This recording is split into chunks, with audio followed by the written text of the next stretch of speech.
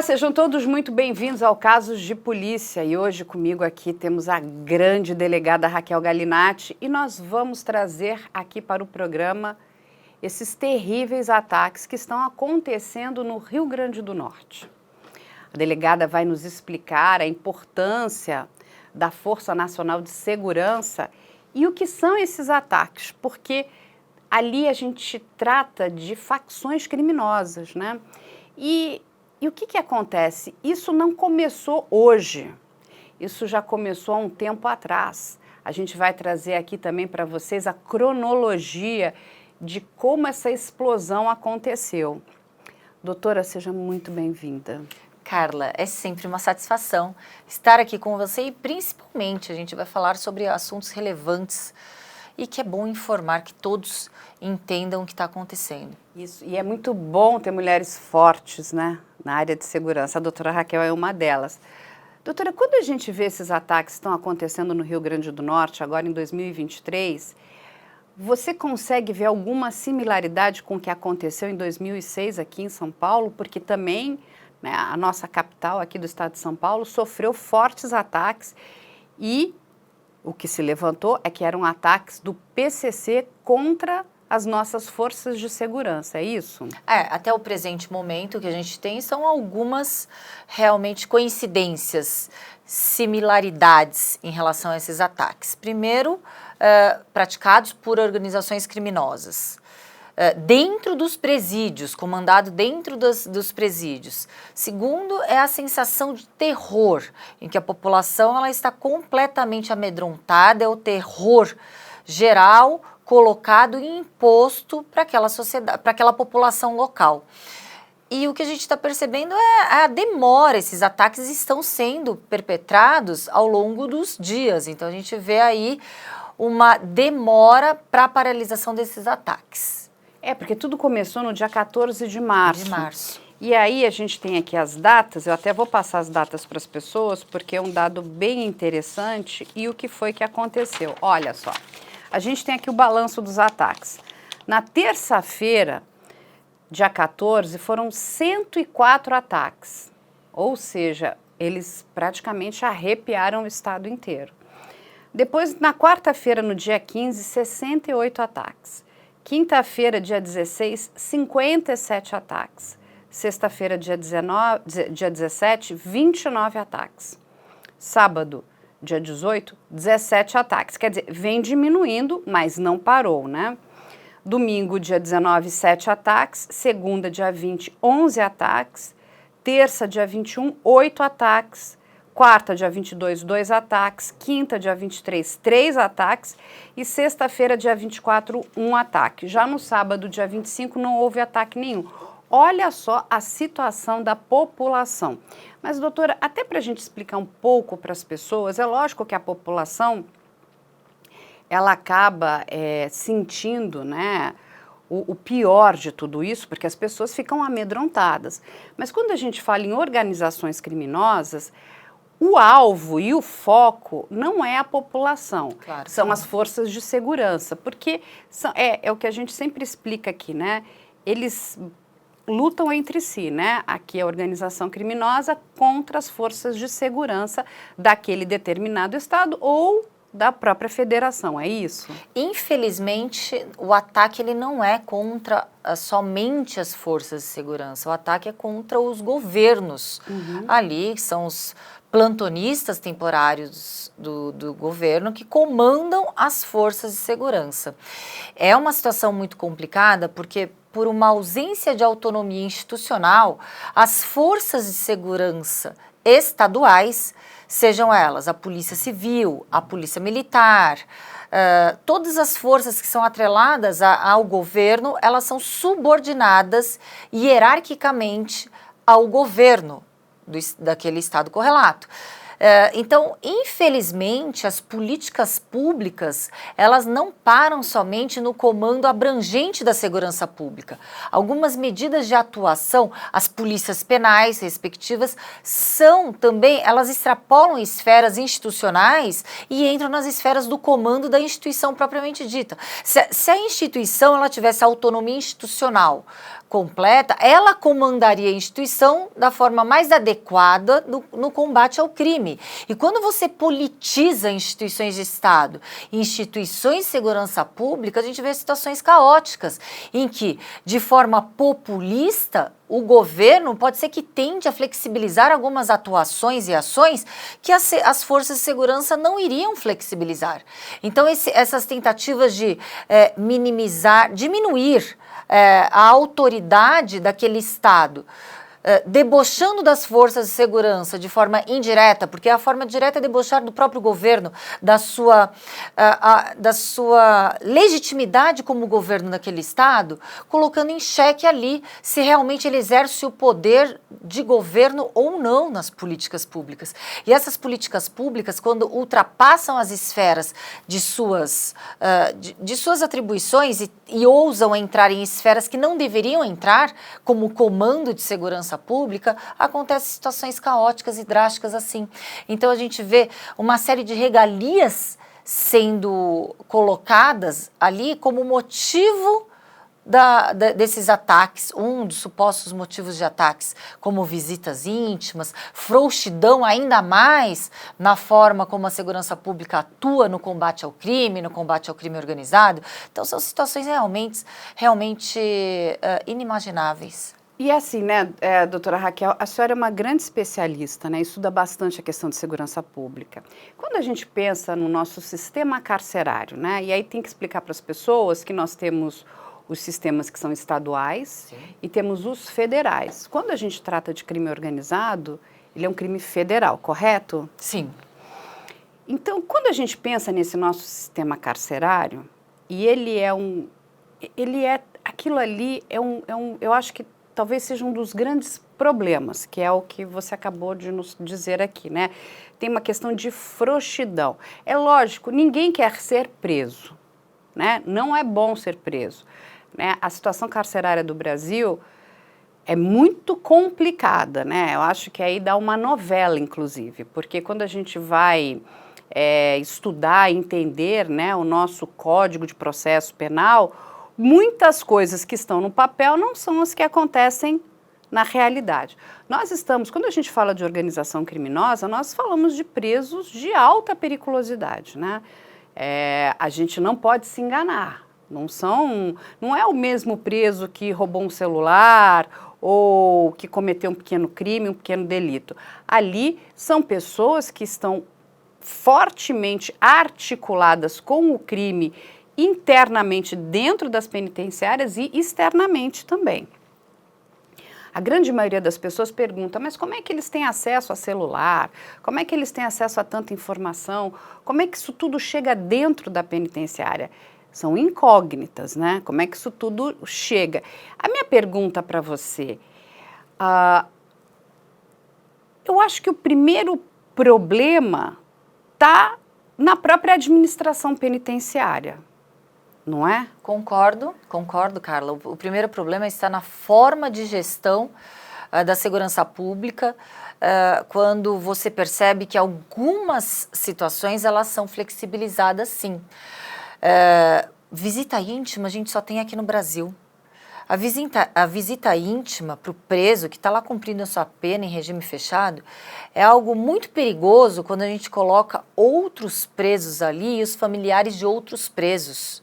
A gente sabe que a moeda de troca, infelizmente, se utilizam, esses presos eles utilizam quando ali os líderes das facções que estão ali encarcerados, os que comandam, os que cobram pedágio, de repente um preso está ali no sistema, ele deve uma quantia em dinheiro para um outro preso, ele muitas vezes ele é obrigado a pagar com a sua mulher, com a sua filha, pagamentos sexuais ali através dessas visitas íntimas. As visitas íntimas, que é uma das regalias, uma das situações realmente bizarras que a gente percebe no nosso sistema aqui carcerário no âmbito nacional, é uma situação em que a gente vê que facilita muito algumas situações para que rebeliões não ocorram, para situações não ocorram. E a raiz do problema não é solucionada. É claro que a situação subhumana em que aqueles que cumprem regime no sistema penitenciário é surreal, a gente tinha que reformular essa situação. A gente vê que o principal objetivo, que é a ressocialização e a reintegração daquele que cumpre pena na sociedade, ele não é cumprido. Não acontece. Quando uma pessoa cumpre pena, um criminoso cumpre pena, ele sai com uma pós-graduação do crime, ali fomenta-se a especialização e a faculdade do crime de uma forma muito perversa. Então, o sistema ele não está acontecendo, mas como todas as situações, a ausência de políticas públicas, elas fazem com que momentos pontuais, com que os governos eles tomam iniciativas pontuais para situações pontuais, sem solucionar o problema de forma geral. Então a gente vê situações paliativas, maquiadas para a solução de um problema que está cada vez pior. Não, e assim, sabe o que a gente vê no Brasil? Que tudo, ele não pensa uma estratégia de prevenção. Uhum. É sempre o seguinte, o problema aconteceu, vira uma bomba. Perfeito. É lógico que quem sofre, na grande maioria das vezes, é a população, direto ou indiretamente, gente, porque quando uma organização criminosa ateia fogo, né, num ônibus escolar, tudo bem, ele pediu, olha, todo mundo fora do ônibus, eu vou atear fogo. Aquilo é patrimônio público, aquilo, né, quem paga para aquele ônibus existir? É a população, é o imposto. Então, a população sempre é penalizada, sempre, porque você está destruindo o patrimônio público que vem da onde? Do imposto que a gente paga. Do trabalho daquele que é honesto, que trabalha. Exatamente, que ele vai estar ali, que todos nós pagamos para que a gente tenha um mínimo, né? O mínimo, é o mínimo. E assim, o que a gente sente? É que não existe nada. Aí acontecem, né, essas grandes rebeliões, né? E de verdade, a forma como aquela população carcerária vive, aquilo é um absurdo. Porque é o que você falou. Não existe nenhuma ressocialização ali. O número de reincidentes é muito alto, a percentagem é altíssima. É assim, é assustador, é o que você falou. Ele volta com um mestrado e depois com PhD no crime, quem sabe um pós-doc. Já cooptado pelas organizações criminosas, né? Exatamente, ele não vê solução, ele não vê saída. Então, é mais uma coisa que é para inglês ver, né? Então, assim, aquela pessoa cometeu o crime, né? Sei lá, um determinado traficante, ele foi preso, ele tem que se ressocializar, né? Ele precisa se ressocializar. E aqui, gente, a gente não está falando de homicídios, né? Nós estamos falando de um outro crime, né? Que também é um crime muito grave, né? Mas o que a gente vê? É o desespero. O que está acontecendo no Rio Grande do Norte é desesperador. A população não sabe o que fazer, fica completamente amedrontada e à mercê daquela situação que é horrorosa. Nós aqui em São Paulo já passamos por isso, lembra, em 2006? As pessoas tinham medo de sair na rua. O que pode acontecer? Será que vai ter um tiroteio? Será que pode ter uma bala perdida? Enfim, quando quando isso acontece, quando chega nesse, vamos dizer, né, que é quase que um divisor de águas, né, porque é aquela população carcerária dizendo, estamos insatisfeitos e a gente também tem que entender que penitenciária é a penitência, né? Eu concordo com você, quem está ali na penitência não é para ter visita íntima, e desculpa, então não cometa crimes, né?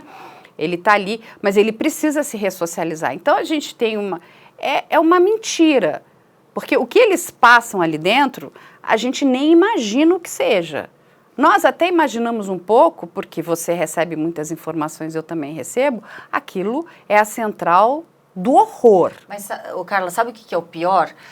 A central do horror, e que muitos colocam ali no imaginário popular, que é a central do horror imposto pelos agentes do Estado, mas muito pelo contrário. Muitas vezes os agentes do Estado, eles não conseguem conter o horror que é colocado, imposto por eles, contra eles próprios. Então, Exatamente. o horror ali existente é das facções que estão ali, daqueles líderes dentro das penitenciárias, que comandam aquelas penitenciárias com a frouxidão do Estado. Que o Estado ele não coloca, não impõe situações para que, por exemplo, hoje, o policial, o agente de segurança pública, ele é extremamente legalista, ele deve cumprir estritamente o que está prescrito na lei, sob pena de ele responder por um crime. Então, quando a gente tem leis frouxas, um Estado frouxo, a gente tem uma benevolência absurda para situações que são politizadas. Claro que milagre aquele policial penal, ele não faz. Aquele que está lá para comandar, para combater o crime, proteger ali, inclusive aqueles que integram o sistema penitenciário, ele não consegue fazer milagre. Então é uma situação em que a gente percebe as mãos que são lavadas quando o Estado, com uma crise de identidade de autoridade, não impõe a sua autoridade, não sei por qual razão. Né? Não, exatamente, isso também é a gente tem que parar para entender o porquê que não está impondo ali. Mas tem um outro dado, eu até estava estudando um material, né, que veio dos Estados Unidos, e tem uma questão que, assim, eu não consigo entender até hoje, né? Nós temos aqui um banco de perfis genéticos, nós temos bastante tecnologia e o Brasil é um país, né, de dimensão continental. Ele é muito diverso, né? O crime ele é muito complexo no nosso país, é difícil de ser combatido, principalmente quando a gente fala em crime organizado, não é uma coisa fácil. Mas o Brasil tem algumas características dos Estados Unidos. Os Estados Unidos também é um país de dimensão continental, mas eles fizeram lá uma coisa muito inteligente. Quando o FBI criou todo aquele programa, né, de você montar um banco de perfil criminal, eles conseguiram principalmente individualizar esses criminosos que são psicopatas, porque assim, o psicopata ele tá dentro do crime organizado, ele está na área de homicídio, ele está de um serial estuprador, tem psicopata de todo gênero. Mas o que acontece? Até estudando esse material do FBI, o que eles mostram e eles comprovam? Esse tipo de criminoso, ele realmente precisa ficar separado. Porque este criminoso, ele tem um potencial destruidor dentro da massa carcerária que é muito grande. Isso não acontece no Brasil. A gente não tem um banco de perfil criminal, a gente não consegue individualizar cada preso. Porque assim, e olha o quanto que o nosso país está perdendo. Porque se nós tivéssemos essas informações, como os Estados Unidos faz, nós teríamos possivelmente uma outra realidade. Agora, você precisa ter, né, um governo que queira investir nisso. Esse perfilamento, Carla, até é feito. O que acontece é que a gente não tem a interligação de dados da forma como gostaríamos, para efetivação concreta ali da prisão, inclusive para intercâmbio de comunicações entre os sistemas, os diversos estados. A gente precisa aprimorar mais esse sistema de comunicação do sistema de segurança pública no âmbito nacional, para de forma efetiva, claro, mas quando a gente fala nos estados, a gente sabe do déficit de policiais que a gente tem em cada estado, de todas as polícias, a falta de estrutura para essas polícias. Então a gente ainda fica no mundo das ideias quando comparado, por exemplo, com os Estados Unidos ou com outros países. É claro que o material humano é muito eficiente, mas a eficiência ela fica aquém quando a gente não tem essa eficiência instrumentalizada com investimentos do governo, de políticas públicas. Então a gente vê os estados desaparelhados no tocante à segurança pública, a gente vê ainda salários péssimos pagos aos policiais. Muitas vezes aquele policial ele faz jornadas triplicadas de trabalho para poder, no final do mês, conseguir sustentar a sua família. Então é uma situação em que a realidade daqueles que integram a segurança pública no Brasil é muito triste. os policiais, eles fazem até mais do que a sua profissão, eles fazem como missão aquele trabalho de combater o crime, de se colocar como um escudo entre a sociedade e o crime.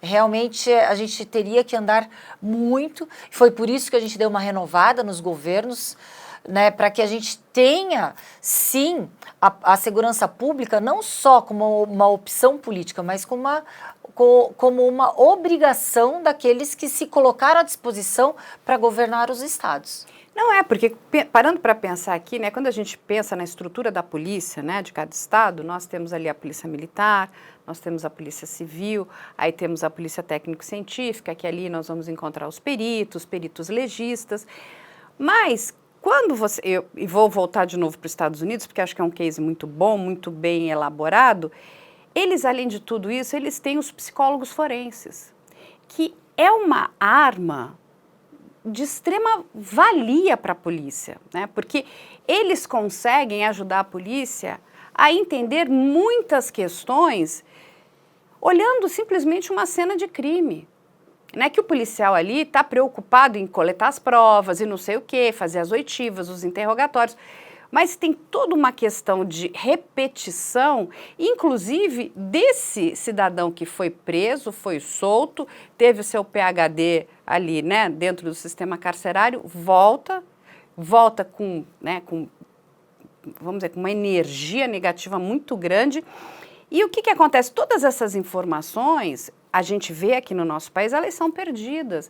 Eu digo que se nós tivéssemos, né, esse banco de perfil, de psicologia criminal, né, à disposição, né, das nossas forças policiais, nós estaríamos alguns passos na frente, principalmente do crime organizado. Nós temos técnicas, o que você falou é a recognição visiográfica, em que o perímetro do crime, o local do crime ele é isolado, são analisados não só os fatos ali, mas todo o perímetro em que ocorreu o crime, as pessoas que observam, as pessoas que estão no local, o perfilamento daquele criminoso para fazer a característica, mas o que falta é estrutura, é efetivo. Exatamente. Nós temos toda a técnica, nós sabemos atuar dessa forma, mas falta braço para a polícia atuar, para atuação. Falta investimento. De polícia investigativa, de polícia de... Falta investimento sério, pesado. De inteligência, falta investimento, realmente.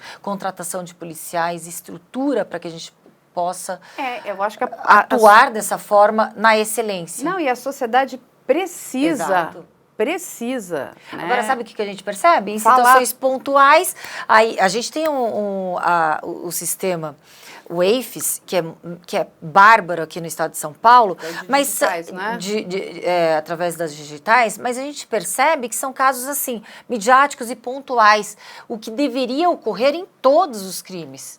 Então, a gente percebe que, infelizmente, existe uma seletividade em qual crime vai ser investigado por um excesso de demanda e uma ausência de efetivo.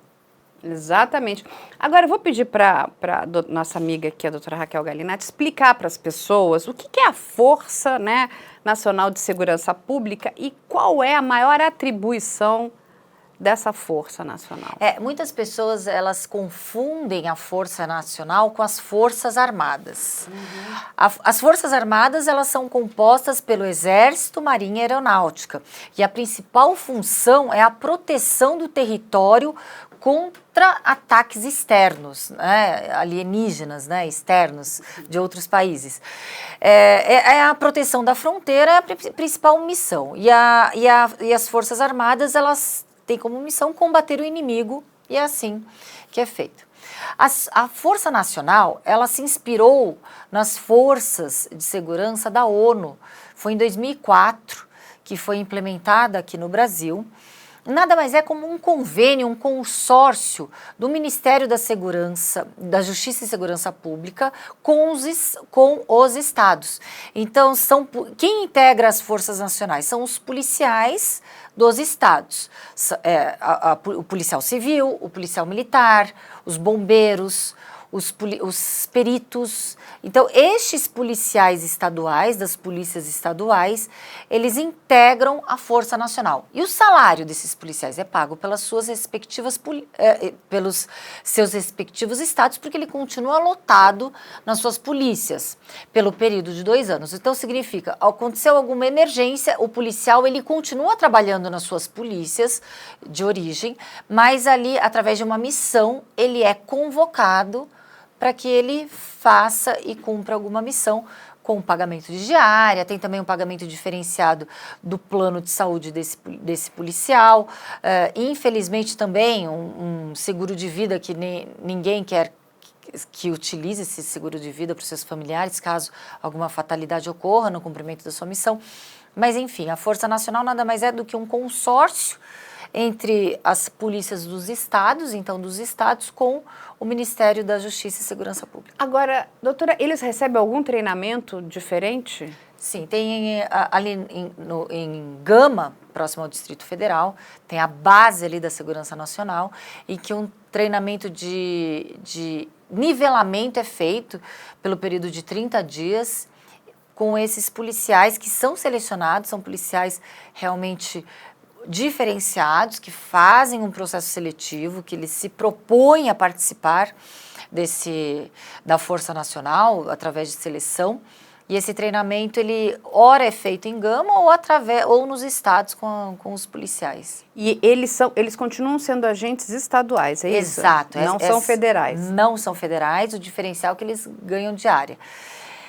Aí vai implicar numa problemática que a gente acabou de falar. A gente sabe que os estados já estão com uma ausência de efetivo. O déficit de policiais, ele é generalizado nos estados. Então, se um policial, por exemplo, eu vou falar aqui no estado de São Paulo, temos um déficit só na Polícia Civil que quase chega a 30% de policiais. Nossa, se um policial aqui, ele é convocado, de repente ele está numa escala de plantão em que um plantão deveriam ter 15 policiais, já se opera com 8 policiais.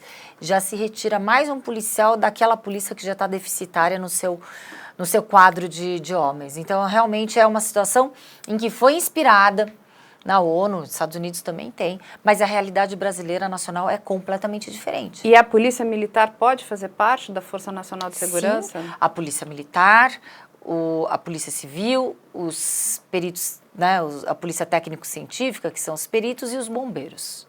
Olha, então é bastante gente. Sim. E quando essa Força Nacional de Segurança ela é acionada? Ela é acionada a pedido do Estado? Do governador ou precisa vir vamos dizer, né, do nosso presidente? Tem 2 opções.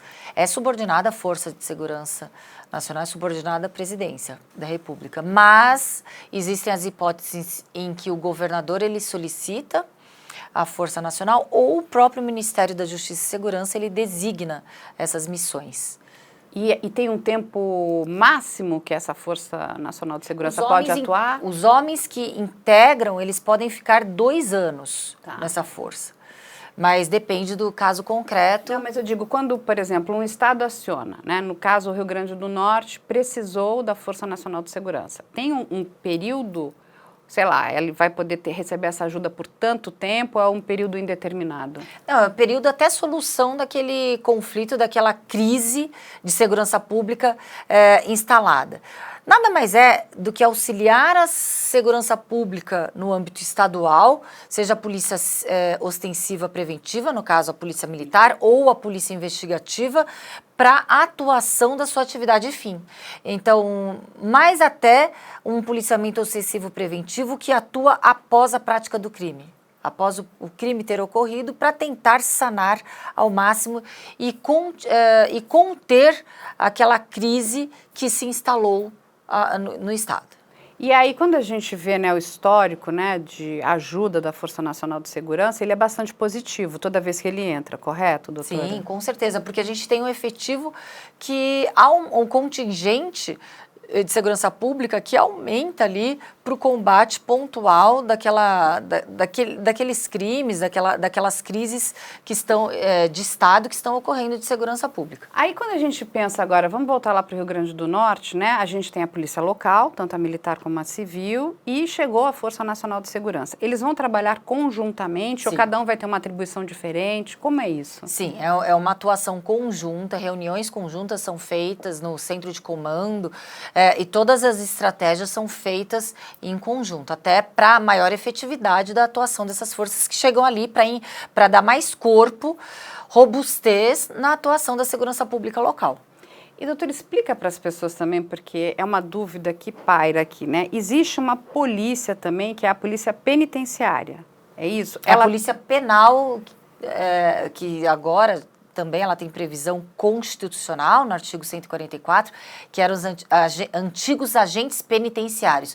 Por muito tempo, os antigos agentes penitenciários, hoje policiais penais, eles lutaram por esse reconhecimento como um policial. O policial penal hoje ele é reconhecido no âmbito da Constituição Federal, ele tem ali a sua atribuição, e o comando dele é interno, diretamente ali dentro das penitenciárias. Mas ele não está, vamos dizer, né, no guarda-chuva da Polícia Civil, é isso? Não, é uma polícia autônoma, ele está na administração penitenciária. Aqui, por exemplo, no estado de São Paulo, nós temos a pasta da Secretaria da Segurança Pública e a pasta da administração penitenciária. Então, são pastas diversas que atuam, que estão previstos ali, essas polícias estão no artigo 144 da Constituição Federal, mas é uma polícia diversa, como temos a polícia militar, que é uma polícia de missão ostensiva preventiva, temos a polícia civil, que é uma polícia investigativa, de atuação de inteligência através de uma investigação. O delegado de polícia ele comanda as investigações criminais. Em alguns estados, a polícia técnico-científica integra a polícia civil, faz parte da polícia civil. Outros estados, ela tem uma autonomia. Aqui, por exemplo, a gente tem uma situação sui generis, aqui no estado de São Paulo. Apesar da polícia técnico-científica ser chamada de polícia técnico-científica, ela está completamente subordinada à polícia civil, tanto no seu efetivo, no seu comando. O comando é um policial técnico-científico, mas, por exemplo, a polícia técnico-científica, o seu armamento, a academia de polícia, dos policiais em formação, toda é feita pela Polícia Civil. Então, é uma situação diferenciada aqui no estado de São Paulo. É para cada estado, né? Porque, por exemplo, cada estado ele tem a sua nomenclatura ali. E quando a gente pensa no próprio Corpo de Bombeiros, aqui em São Paulo, faz parte da Polícia Militar. Faz parte da Polícia Militar e está no guarda-chuva da Secretaria de Segurança. Sim. No Rio de Janeiro, está no guarda-chuva da Secretaria de Saúde. Então, depende de estado a estado, algumas coisas vão mudar aí. Sim. Em quem vai estar gerindo, né, administrando aquele determinado órgão. E a Polícia Penal aqui, ela é dirigida, né, pela Secretaria de Administração Penitenciária, Coronel Marcelo Strangers, excelente secretário, um policial, coronel da Polícia Militar. Teço aqui meus elogios, porque o governador não poderia ter escolhido um dirigente melhor para a pasta. Ah, que bom. E olha só, agora vamos aqui explicar para as pessoas, né? Porque quando a gente fala, né? Vamos pegar essa questão da visita íntima, né? Que muitas pessoas dizem, não, mas isso foi uma decisão do ministro da Justiça ou, enfim, do promotor A, B ou C. O que as pessoas precisam entender é que isso está dentro de um guarda-chuva de leis, correto, doutora? E que essas leis, elas são, vamos dizer, elaboradas pelo nosso Congresso, correto? Correto. Então não é uma atribuição isso do Ministério da Justiça. Carla, eu vou falar em termos assim bem claros, assim, para que todo mundo entenda. Quando a gente tem uma crise de identidade, de autoridade do Estado dentro do sistema penitenciário, ou seja, as normas elas não são completamente comandadas pelo Estado no sistema penitenciário. A gente sabe que a crueldade ali, inclusive, os próprios presos, eles escolhem quem vai ser aquele que vai ser o sacrificado nas rebeliões, aquele que é vítima cotidiana e diária de massacres, de violências de todas as esferas. E a gente sabe que existe ali uma vida paralela.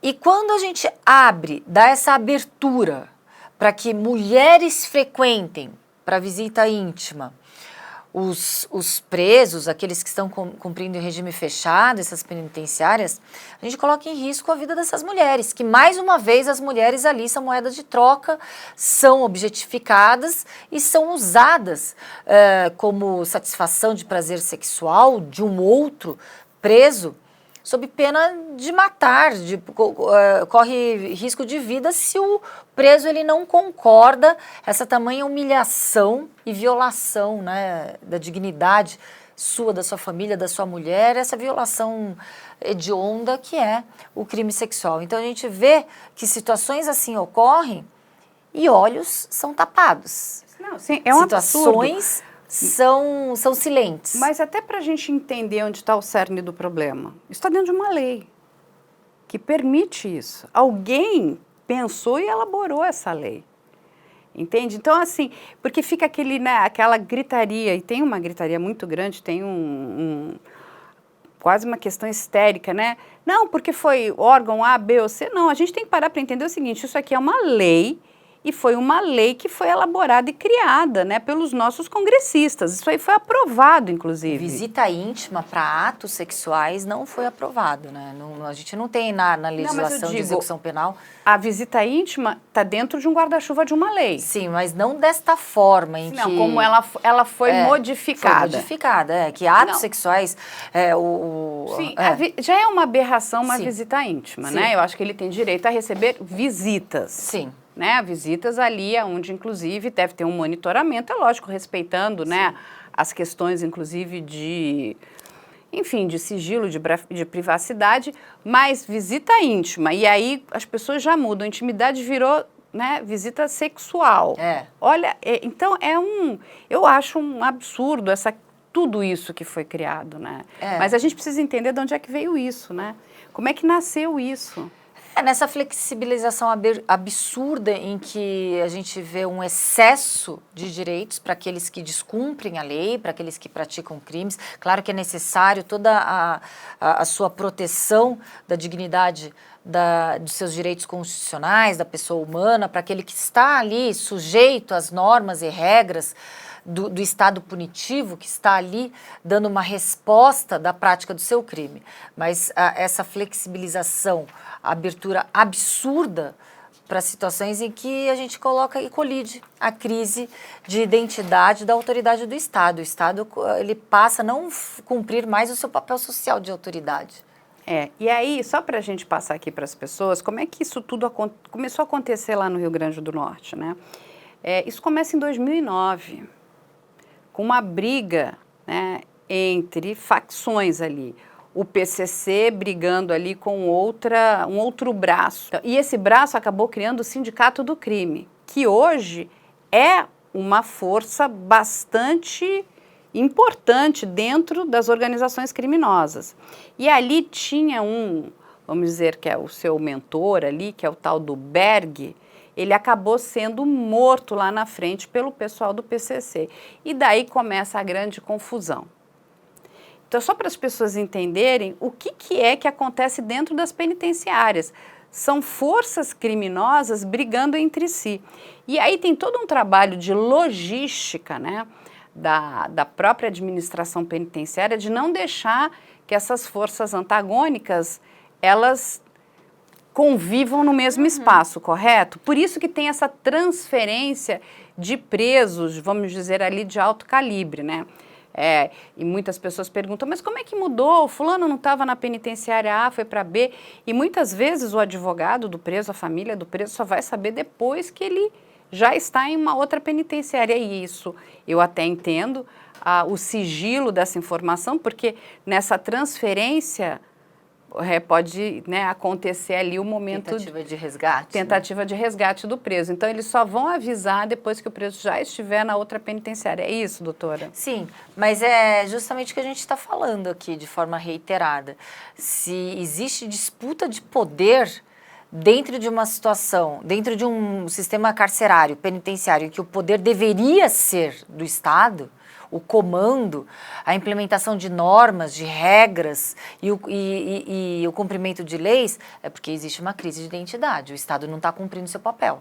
Exatamente. Mas é muito... Se existe essa disputa de poder, e que a gente sabe que existe, porque existe uma frouxidão, existe uma tentativa de não olhar a situação de uma forma complexa.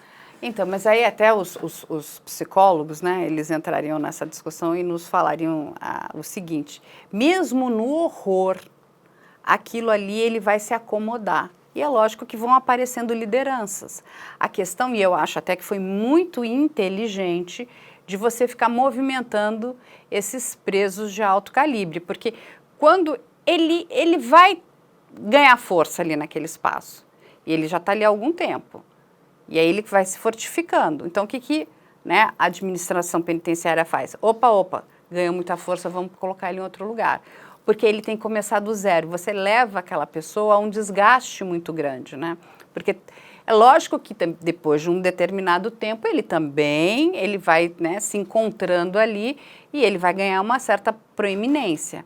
Mas aí ele é mudado de novo. Isso é uma estratégia inteligente. Sim, e infelizmente a gente sabe que deveríamos ter muito mais rigor naqueles que estão cumprindo pena em regime fechado, para que situações dessas não ocorressem, de comando das facções fora do presídio, através de pessoas, eu não gosto de generalizar, mas infelizmente de agentes que são infiltrados, fantasiados, ora de várias figuras que têm livre acesso ao sistema penitenciário e muitas vezes burlam essas regras e essas leis, né? Então, quando a gente vê todo o holofote para uma proteção do Estado para aquele criminoso, a gente perde o holofote para a proteção da sociedade. A sociedade hoje talvez esteja tão amedrontada com aquele criminoso cumprindo pena ou fora, porque o crime continua sendo organizado, comandado dentro das cadeias, dentro dos presídios, e a população aqui recebendo as consequências. E agora, a gente não gosta só de trazer, né, notícia ruim, né? Eu digo aqui que a doutora Raquel está sempre pensando nas soluções. Para você, no seu ponto de vista, quais seriam essas soluções para a gente conseguir, né, melhorar esse problema, né? Ou talvez, inclusive, começar um caminho de solucionar esse problema? Responsabilidade e seriedade daqueles que estão ali comandando os entes federativos e que tem essa responsabilidade da segurança pública. Quando a gente vê uma ausência de policiais, quando a gente vê muitas vezes normas que não são cumpridas, quando a gente vê uma leniência com atos de corrupção, claro que a gente vê essa situação completamente fora do controle do que deveria funcionar no mundo ideal, né? Então a gente vê, infelizmente, heróicos policiais, os policiais penais que estão ali realmente também cumprem aquelas penas em regime fechado, porque também estão ali junto com aqueles que infringem as leis, e teço aqui minhas homenagens para os policiais penais.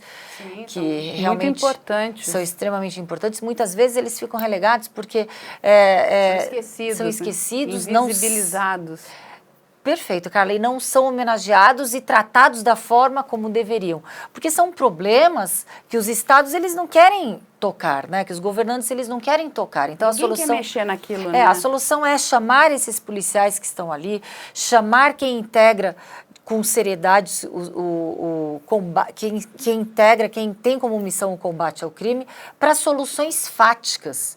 E a contundência não só para os criminosos, mas por aqueles que estão infiltrados, facilitando os criminosos. Então, é uma série de soluções, não são soluções poliana, de uma forma simples, né? De um mundo poliano, né, de ser, mas são soluções que poderiam ocorrer se interesses e ingerências políticas, econômicas e de outras esferas não fossem também colocadas ali para uma manipulação de instituições de Estado.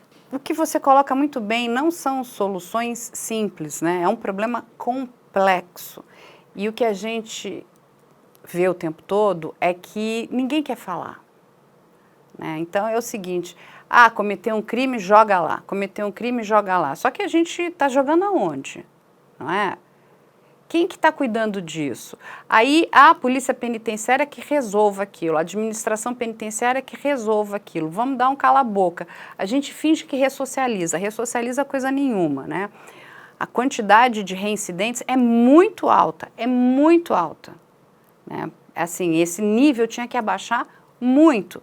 Eu acho que, como você falou, se nós não tratarmos esse assunto com seriedade, porque independente de serem criminosos, são pessoas.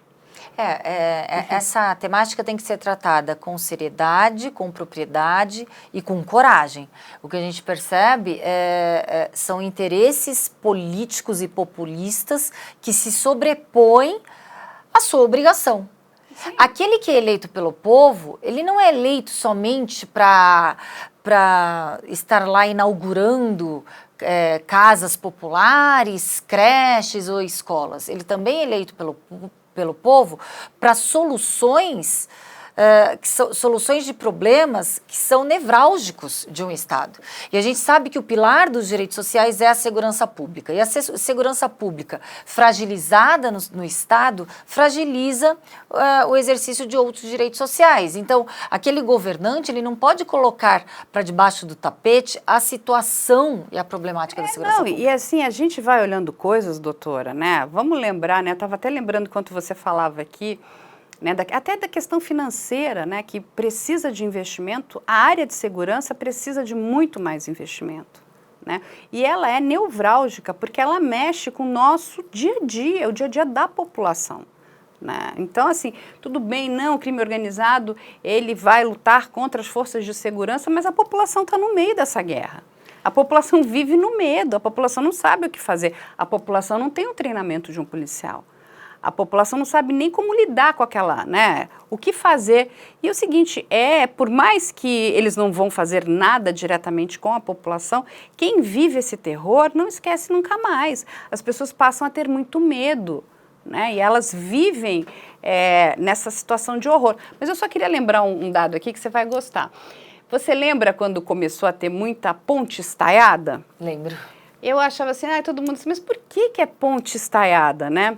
Eu adoro, até conversando com as empresas que trabalham nessa área de engenharia, né? É assim, porque eu falei, é mais bonita, né? Então nós vamos ter assim, né, uma construção.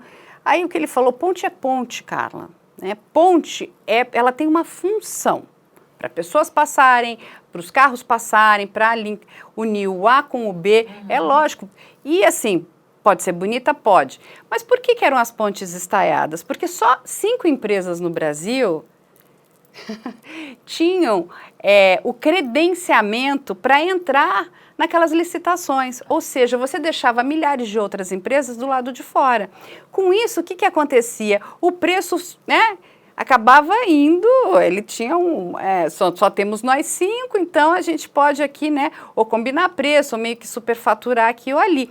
Então aí tudo bem, temos pontes lindas, olha que maravilha, pontes estaiadas, mas a gente precisa de ponte. A gente precisa gastar todo esse dinheiro com ponte. Entende onde eu quero chegar? Então uma ponte custaria 1, a outra a gente custou 10 vezes mais. E aí você para pensar, é dinheiro de novo público, é dinheiro dos nossos impostos que poderiam estar sendo usados na contratação de mais profissionais, de mais policiais, de mais professores, pagar melhor os nossos policiais. É isso que a população não entende. Então, assim, e seja em qualquer esfera, seja na municipal, na estadual, na federal, a gente precisa fazer melhor uso do dinheiro público. Isso é um absurdo. A gente vê que certas coisas, nossa, vira um cartão postal. Mas o Brasil, de fato, precisa de ponte estaiada? O Brasil precisa de pontes. O que eu quero dizer é o seguinte, nós poderíamos O que falta é melhor administração do dinheiro público, e acho que em todas as esferas. Com certeza. E quando você falou o crime organizado combate a segurança pública, não combate. O crime organizado é tão organizado e sofisticado que ele sabe que a segurança pública, os agentes da segurança pública, os policiais, eles cumprem a lei. Eles combatem os governos, os legisladores. Então, através de pressões... Não, que eles vão entrar em luta com as forças a segurança pública é apenas um instrumento de defesa do Estado. É com quem eles vão brigar, né? Mas na realidade a briga é muito maior. A briga com aqueles que legislam, com aqueles que ditam normas e regras, para aqueles que comandam os nossos estados, o nosso país. Infelizmente é isso. Não, a população ela precisa ficar muito atenta, né? Atenta. Porque é o que você falou, nós temos uma carência de tanta gente, né, no efetivo na área de segurança, e não é só São Paulo, não, eu fico imaginando lá no Rio Grande do Norte, agora o pavor dessas pessoas. Sim, o déficit de policiais é um déficit generalizado. O retrato do abandono da segurança pública é descrito em cada delegacia e você não precisa se dirigir longe, em situações do sertão nordestino ou do centro-oeste do Brasil. Você vê em estados potencialmente economicamente ricos com delegacias abandonadas. Esse é o retrato, o desleixo dos governantes com a segurança pública da sua população. Exatamente, você falou tudo, desleixo. Isso é um absurdo, porque são essas pessoas e são seres humanos que quando acontece um problema, eles é que vão para a linha de frente. Ou seja, sem efetivo, sem condições profissionais, sem menor estrutura, sem nada, né? Sem treinamento. É muito difícil. É muito difícil. É um problema muito grande. Mas nós tratamos aqui hoje dessa questão com a doutora Raquel Galinatti. Vamos deixar aqui as redes sociais da doutora Raquel Galinatti. Não deixem de segui-la. Quem quiser entrar em contato com ela também. Ela está sempre ali muito aberta, não é isso, doutora? Sim, sempre falando também sobre os assuntos pontuais que estão ocorrendo, versando a crimes e situações do nosso cotidiano. Isso é muito importante. E vai ficar aqui também as nossas redes sociais. Quem quiser entrar em contato conosco, já sabe, o nosso e-mail é op@medialento.com.br. Vocês podem mandar sugestões e se quiserem tirar dúvidas, a nossa produção aí está de portas abertas. Doutora Raquel, muito obrigada e a gente espera vocês na próxima semana.